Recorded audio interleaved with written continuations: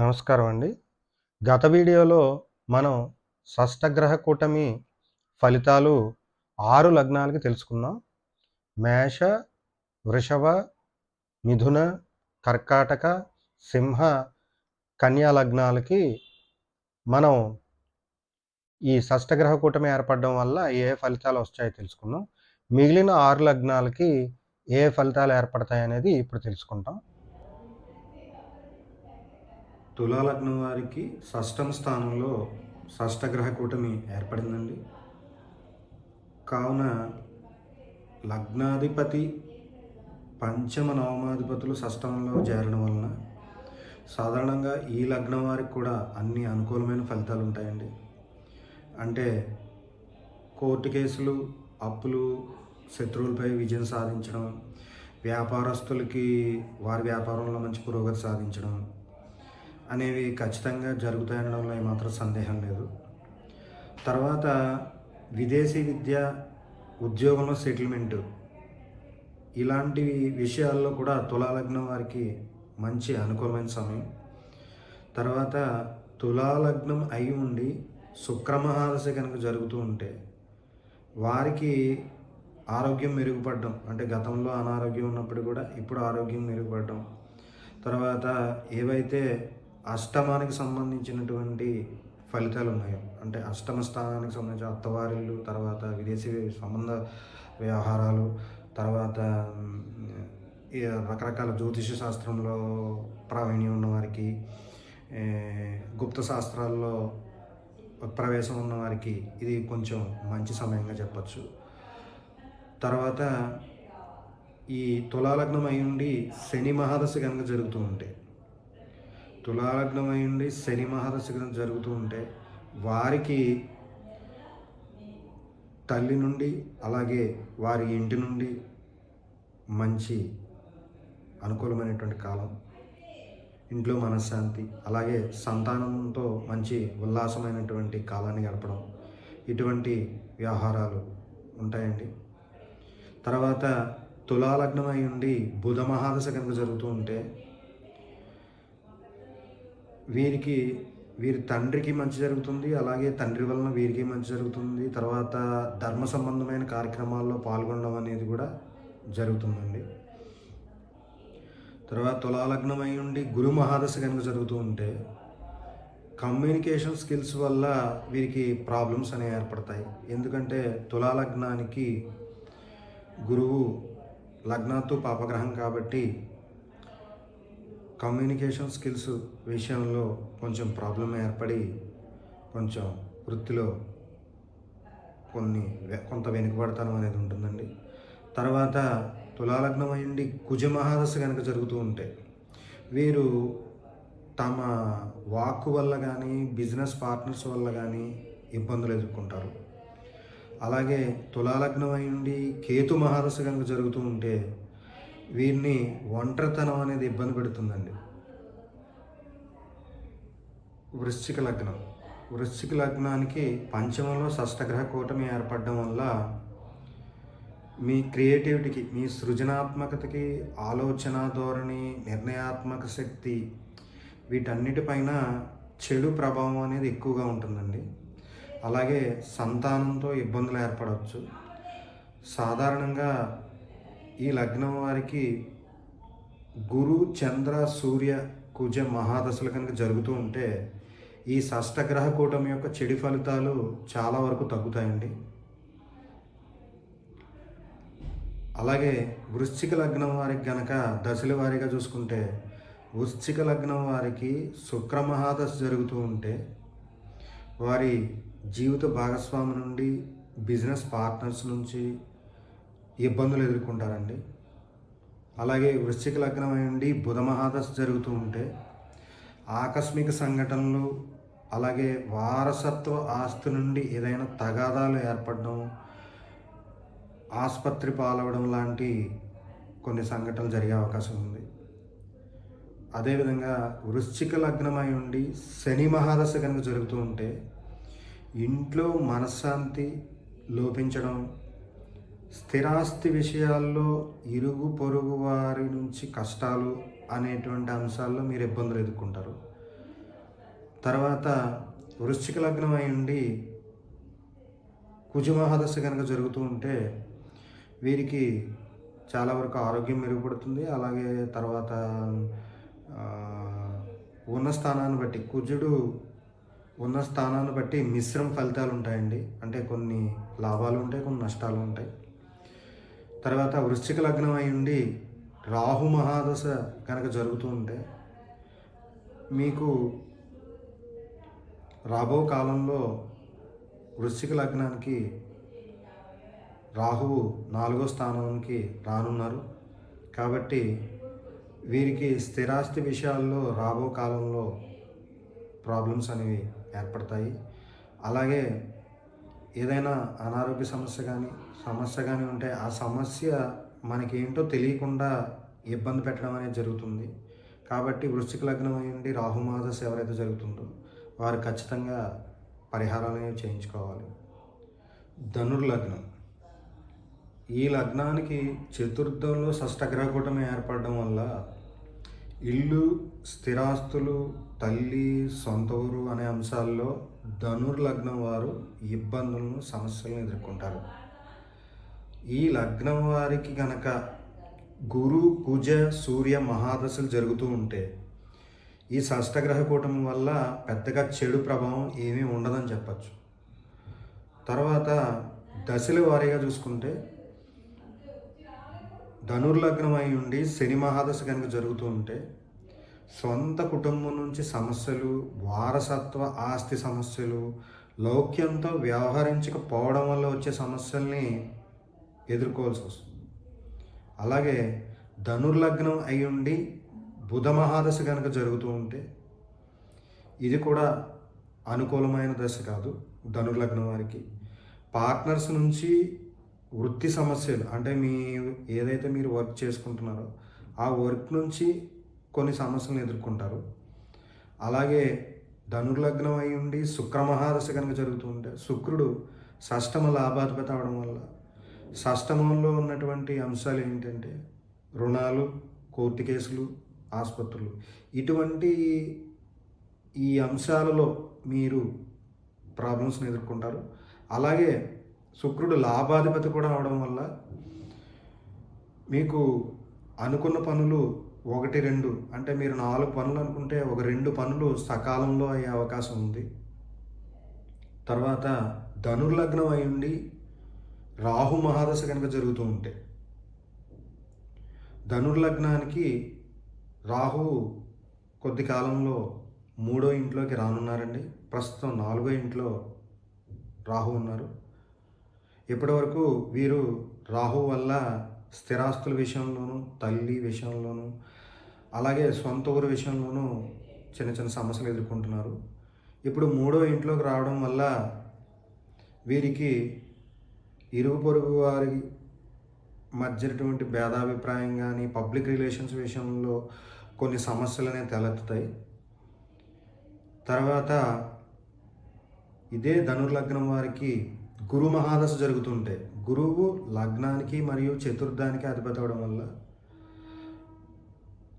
లగ్నాధిపతి అవడం వల్ల ఆరోగ్యాన్ని మెరుగుపరుస్తాడు, అందులో అనుమానం లేదు. అదేవిధంగా గురువు ధనుర్లగ్నం శుభగ్రహం అవడం వల్ల చతుర్థానికి ఏవైతే సంబంధించిన అంశాలు ఉన్నాయో ఆస్తుల విషయంలో కానీ, ఇంటి విషయంలో కానీ మంచి ఫలితాలని గురు భగవాన్లు ఇస్తారు.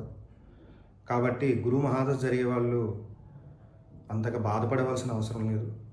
ధనుర్లగ్నం అయి ఉండి కుజ మహాదశ జరుగుతూ ఉంటే వీరికి సృజనాత్మకత అంటే క్రియేటివిటీ లోపించడం, పిల్లల నుంచి సమస్యలు రావడం, అదేవిధంగా విదేశీ వ్యవహారాల్లో కొంచెం ఇబ్బందులు అనేవి ఏర్పడడం ఇవి ఉంటాయండి. అలాగే ధనుర్లగ్నం అయి ఉండి కేతు మహాదశ కనుక జరుగుతూ ఉంటే వీరికి సూక్ష్మంగా చెప్పాలంటే వృత్తిలో సమస్యలు తలెత్తుతాయి, అంతే తప్ప ఇతరత్ర సమస్యలు పెద్దగా ఏమి ఉండవు. ధనుర్లగ్నం అయి ఉండి చంద్ర మహాదశ కనుక జరుగుతూ ఉంటే చంద్రుడు అష్టమాధిపతి కావడం వల్ల వీరికి శుభ ఫలితాలు, అశుభ ఫలితాలు రెండూ కూడా మిశ్రమంగా ఉంటాయి. అందువల్ల ధనుర్లగ్నం అయి ఉండి చంద్రమహాదశ జరిగే వాళ్ళు పెద్దగా చింతించిన అవసరం ఏం లేదు. ఒకవేళ మీరు ఏమన్నా పరిహారాలు చేసుకోదలుచుకుంటే చేసుకోవచ్చు. చంద్రుడికి మకర లగ్నం. ఈ లగ్నానికి తృతీయంలో షష్టగ్రహ కూటమి ఏర్పడడం వల్ల లగ్న శుభగ్రహాలన్నీ కూడా ఈ షష్టగ్రహ కూటమిలో స్థితి పొందడం వల్ల ఈ లగ్నం వారికి పూర్తిగా శుభ ఫలితాలు ఉంటాయని చెప్పచ్చండి. ఆరోగ్యం, ధనము, వివిధ విషయాల పట్ల కృషి బాగా చేస్తారు ఈ లగ్నంలో పుట్టిన వాళ్ళు ఈ సమయంలో. తద్వారా ధనవృద్ధి అనేది కూడా మెరుగుపడుతుంది. అలాగే చిన్న సోదర సోదరుల నుండి సహకారం బాగా అందుతుందండి. మీకంటే చిన్నవారంటే చెల్లెళ్ళు, తమ్ముళ్ళ నుండి సహకారం బాగా అందుతుంది. అలాగే మంచి కమ్యూనికేషన్ స్కిల్స్ అనేవి మీకు మెరుగుపడతాయి. తర్వాత మకర లగ్నం అయి ఉండి శని మహాదశ కనుక జరుగుతూ ఉంటే, శని లగ్నానికి ద్వితీయ స్థానానికి అధిపతి అవ్వడం వల్ల లగ్నానికి సంబంధించి ఆరోగ్యాన్ని, అదేవిధంగా మీ ఏదైతే పర్సనాలిటీ స్కిల్స్ ఉన్నాయో, అంటే మీరు అభివృద్ధి చెందడానికి ఏవైతే మీరు డెవలప్ చేసుకున్న స్కిల్స్ ఉన్నాయో అవి అభివృద్ధి చెందుతాయి. తర్వాత ద్వితీయాధిపతి కావడం వల్ల మీ ఏదైతే మీ ఇల్లు వారసత్వ సంపద ఏదైతే ఉందో అది కూడా అభివృద్ధి అవుతుంది. తర్వాత మీ వాక్కును నలుగురు వింటారు. ఈ విధంగా శని మహాదశ జరిగే వాళ్ళకి ఫలితాలు ఉంటాయి. తర్వాత మకర లగ్నం అయి ఉండి బుధ మహాదశ కనుక జరుగుతూ ఉంటాయి. మకర లగ్నం అయి ఉండి బుధ మహాదశ జరుగుతూ ఉంటే షష్టమ నవమాధిపతి బుధుడు అవడం వల్ల, లగ్నానికి బుధుడు శుభగ్రహం అవడం వల్ల ఖచ్చితంగా షష్టమ కారకత్వాల్లో, అంటే కోర్టు కేసుల విషయాల్లో శత్రువుల మీద విజయం సాధించడం, ఆ విషయాల్లో విజయం. తర్వాత నవమాధిపతి అవడం వల్ల ధర్మ సంబంధమైనటువంటి కార్యక్రమాలలో, లేకపోతే సరైనటువంటి గురువు మీకు దొరకడం కానీ, ఆధ్యాత్మికంగా ఉండే వాళ్ళకి మంచి గురువు దొరకడం కానీ జరుగుతుంది. తర్వాత మకర లగ్నం అయి ఉండి శుక్ర మహాదశ జరిగే వారికి శుక్రుడు పంచమ దశమాధిపతి అవ్వడం వల్ల వీరికి సృజనాత్మకత అనేది బాగా పెరుగుతుంది. తర్వాత వృత్తిలో మంచి విజయం సాధిస్తారు. ఏదైతే శుక్రుడి కారకత్వాలు ఉన్నాయో, సినిమా రంగంలో వాళ్ళు, మకర లగ్నంలో పుట్టి శుక్ర మహాదశ జరిగే వాళ్ళు మంచి ఉన్నత స్థానాలని అధిగమిస్తారు. తర్వాత కళాకారులకి మంచి అవకాశాలు అనేవి వస్తాయండి మకర లగ్నంలో జన్మించి శుక్ర మహాదశ జరిగే వారికి. అలాగే మకర లగ్నం అయి ఉండి కేతు మహాదశ జరిగే వారికి ఎలా ఉంటుందంటే, వీళ్ళు పూర్తిగా ఆధ్యాత్మిక పరమైనటువంటి విషయాల్లో, కార్యక్రమాల్లో పాల్గొనడం జరుగుతుంది. తర్వాత మకర లగ్నం అయి ఉండి రాహు మహాదశలు జరిగే వారికి, రాహువు కొద్ది కాలంలో వీరికి ద్వితీయ స్థానంలోకి వస్తున్నాడు కాబట్టి, రాహు ఈ లగ్నానికి శుభగ్రహం కాబట్టి కుటుంబపరమైనటువంటి విషయాల్లో అభివృద్ధి, తర్వాత ఆస్తి, వారసత్వ ఆస్తిని మెరుగుపరుచుకుంటారు. తర్వాత మకర లగ్నం అయి ఉండి గురు మహాదశ జరిగే వారికి, గురువు తృతీయాధిపతి, అంటే మీ కమ్యూనికేషన్ స్కిల్స్, మీ ఇరుగు పొరుగు వారికి సంబంధించిన విషయాల్లో మీరు కొంచెం ఇబ్బందులు తలెత్తుతాయి. తర్వాత ద్వాదశాధిపతి అవడం వల్ల ఏదైతే విదేశీ వ్యవహార సంబంధ విషయాలు ఉన్నాయో అవి కొంచెం దెబ్బతింటాయి. అలాగే ఇతరత్ర కోర్టు కేసులు, లేకపోతే ఈ కష్టాలు అనుభవించేవారు, ఆల్రెడీ మకర లగ్నం అయి ఉండి గురు మహాదశ జరిగి కష్టాలు అనుభవించే వారికి కొద్దిపాటి కష్టకాలం అనే చెప్పాలి ఇది. వీరు ఖచ్చితంగా గురువుకి రెమెడీ చేసుకోవాలండి. మకర లగ్నం అయి ఉండి కుజ మహాదశ జరిగే వారికి కుజుడు చతుర్థానికి, లాభానికి అధిపతి అవడం వల్ల చతుర్థానికి సంబంధించిన విషయాల్లో, స్థిరాస్తి విషయాల్లో, తల్లికి సంబంధించిన విషయాల్లో కొద్దిపాటి అశాంతి అనేది ఏర్పడుతుంది. అలాగే లాభాధిపతి అవడం వల్ల సుమారుగా మీరు తలపెట్టిన పనుల్లో సగానికి సగం పూర్తి అవ్వడానికి అవకాశం ఉంది. తర్వాత మకర లగ్నం అయి ఉండి సూర్య మహాదశ జరిగే వారికి, వీరికి పూర్తిగా అంత అనుకూలమైనటువంటి ఫలితాలు ఏమీ ఉండవండి. కొద్దిపాటి ఇబ్బందులు, అనుకోని ఆకస్మిక సంఘటనలు ఏర్పడతాయి. కాబట్టి మకర లగ్నం అయి ఉండి సూర్య మహాదశ జరిగేవారు ఖచ్చితంగా పరిహారాలు చేసుకోవాలి. అదే మకర లగ్నం అయి ఉండి చంద్ర మహాదశ జరిగే వారికి చంద్రుడు సప్తమాధిపతి అవడం వల్ల బిజినెస్ పార్ట్నర్స్తోనూ తర్వాత జీవిత భాగస్వామితోనూ కొద్దిపాటి అభిప్రాయ భేదం ఏర్పడే అవకాశం ఉంది. మకర లగ్నం అయి ఉండి కుజ మహాదశ జరిగే వారికి కుజుడు చతుర్థానికి లాభానికి అధిపతి అవడం వల్ల చతుర్థానికి సంబంధించిన విషయాల్లో, స్థిరాస్తి విషయాల్లో, తల్లికి సంబంధించిన విషయాల్లో కొద్దిపాటి అశాంతి అనేది ఏర్పడుతుంది. అలాగే లాభాధిపతి అవడం వల్ల సుమారుగా మీరు తలపెట్టిన పనుల్లో సగానికి సగం పూర్తి అవ్వడానికి అవకాశం ఉంది.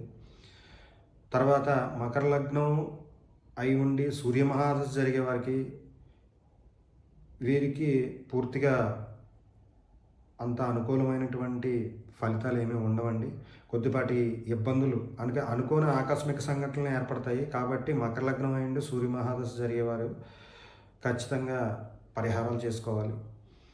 అదే మకర లగ్నం అయ్యిండి చంద్ర మహాదశ జరిగే వారికి చంద్రుడు సప్తమాధిపతి అవడం వల్ల బిజినెస్ పార్ట్నర్స్తోనూ తర్వాత జీవిత భాగస్వామితోనూ కొద్దిపాటి అభిప్రాయ భేదం ఏర్పడే అవకాశం ఉంది. కుంభలగ్నం అయ్యండి కుజ మహాదశ జరిగే వారికి వారి కమ్యూనికేషన్ స్కిల్స్ విషయంలోనూ ఒక పని పట్ల వారు చేసే కృషి లోపం అనేది ఉంటుందండి. తర్వాత వృత్తి విషయంలో వారు చాలా ఇబ్బందులు ఎదుర్కొంటారు. తర్వాత కుంభలగ్నం అయ్యండి సూర్య మహాదశ జరుగుతుంటే బిజినెస్ పార్ట్నర్ నుంచి ధనానికి సంబంధించిన సమస్యలను ఎదుర్కొంటారు. తర్వాత కుంభలగ్నం అయ్యండి చంద్రమహాదశ కనుక జరుగుతూ ఉంటే కోర్టు కేసులు, రుణాలు, అప్పులు మొదలగు విషయాల్లో మరియు కొద్దిపాటి అనారోగ్యం కూడా సంభవించే అవకాశం ఉందండి. మీనలగ్నం వారికి లగ్నంలోనే షష్టగ్రహ కూటమి ఏర్పడడం వల్ల లగ్నాత్తు పాపగ్రహాలన్నీ కూడా కూటంలో యుతి పొందడం వల్ల ఈ లగ్నం వారికి అనారోగ్య సమస్యలు ఎక్కువగా ఉంటాయి. అలాగే శారీరక కష్టం ఎంతో చేస్తేనే కానీ పనులు ముందుకెళ్ళే టైం అయితే లేదు. తర్వాత ఈ లగ్నం వారికి గనక గురుడు, కుజుడు, చంద్రమహాదశలు జరుగుతుంటే ఈ షష్టగ్రహ కూటమి చెడు ఫలితం ఏదైతే ఉందో అది చాలా తక్కువగా ఉంటుంది.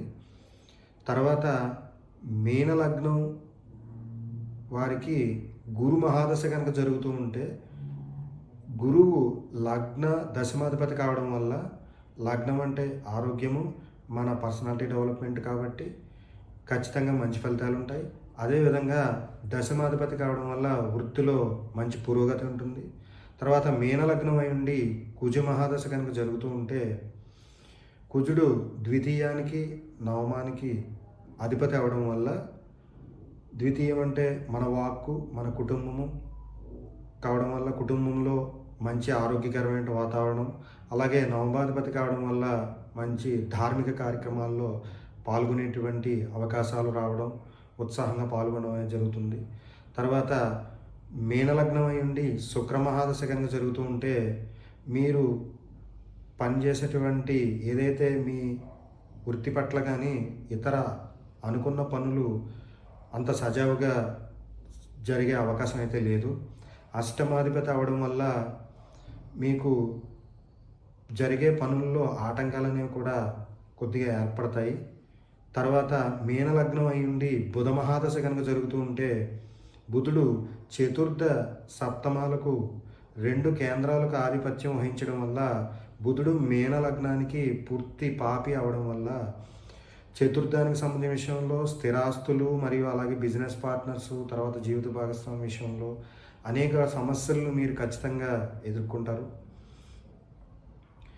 తర్వాత మీనలగ్నం అయి ఉండి శని మహర్దశ కనుక జరుగుతుంటే శని లాభ ద్వాదశాధిపతి, లాభానికి మరియు ద్వాదశానికి రెండింటికి అధిపతి అవ్వడం వల్ల శని బుధుడు అంత పాపి కాకపోయినా శని చాలా వరకు పాప ఫలితాలను మీన లగ్నానికి ఇస్తాడు.